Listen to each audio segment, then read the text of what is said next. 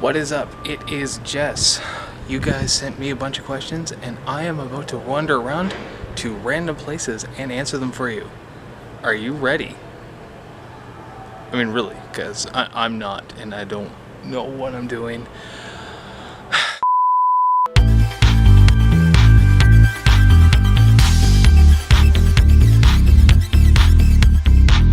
As far as places I'd like to go, sort of a weird bucket list goal of mine is to visit every distinct part of Canada.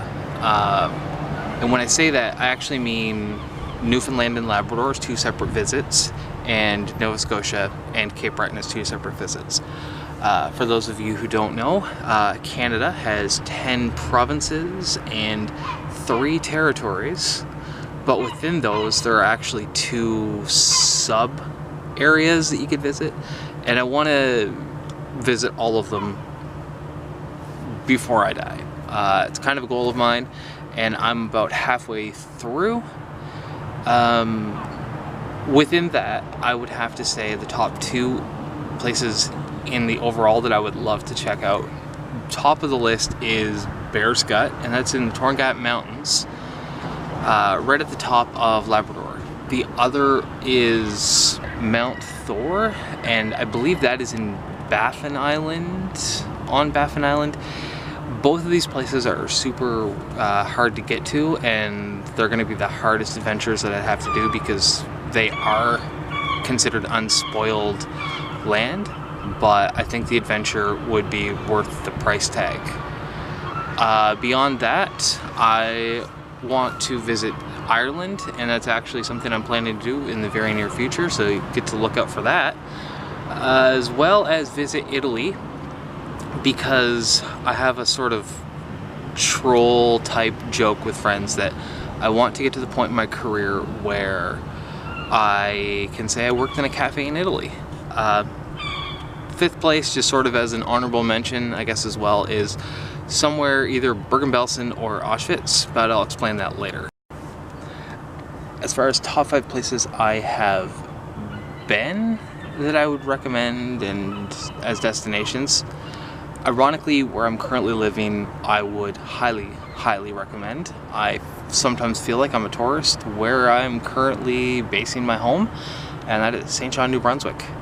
I could be an ambassador for this place. I love it so much and hype it up wherever I get the chance to, especially considering how close everything is. I live in the sort of like the, I guess most people call it the downtown, but we call it uptown because we're weird. But it's a beautiful spot, and the nightlife here is incredibly underrated. Number 2, Cape Breton Highlands. It's kind of one of those places that made the #1 place on Earth to visit, and for a reason. 3, I'd probably have to give to Banff National Park. Just being able to wade through a pond made from glacier water and just feeling that cold, icy water below my feet as I looked at the mountains, that is something that it's hard to explain. 4, I'd probably put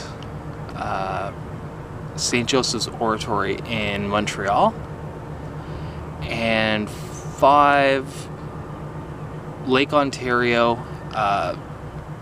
If you ever get a chance to visit Toronto, see if you can find a way to get on some sort of yacht or adventure boat at sunset, because holy crap, the view you get is unreal. It's a postcard and a half. I'm not even kidding.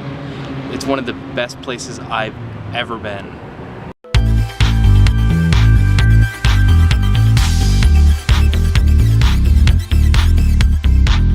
Truth is, Comic Sans on its own is a terrible font.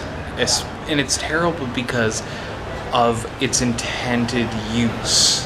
That's what makes it such a bad font. Lobster is overused. If you want a font that is strictly as disgusting as Comic Sans, that could be made much better, it's Pacifico. hands down. Pacifico is a trash font that should not have ever been made.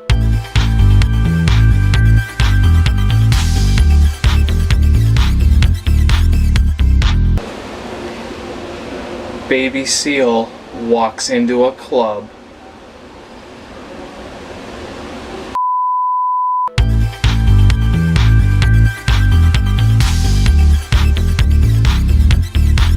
That's pretty simple and straightforward.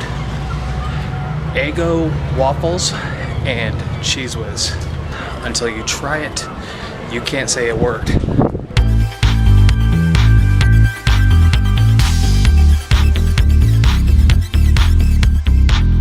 I live on the East Coast. I love to travel. I love to travel dirt cheap. My big thing is being able to find ways to explore with no money, because I believe a lot of people don't like traveling because they think how expensive it is. And if they realize just how affordable you can make it, then it removes that whole stigma that travel is only for people with money. I'm also straight edge, and I somehow managed to get myself into a lot of shenanigans. So there's your basics.